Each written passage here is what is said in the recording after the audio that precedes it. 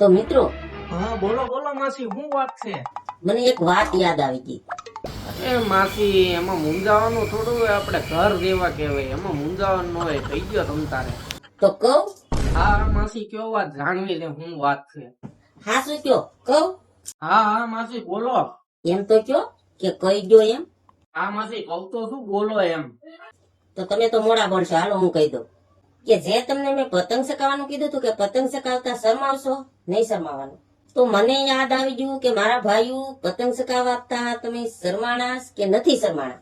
ના ના માસી, એમાં પતંગ ચગાવવાથી શરમાવાનું થોડું હોય, બાકા જીકી બોલાઈ દેવાનું, એમાં મૂંઝાવાનું ન હોય. પતંગ તો આપણો પ્રિય તહેવાર છે.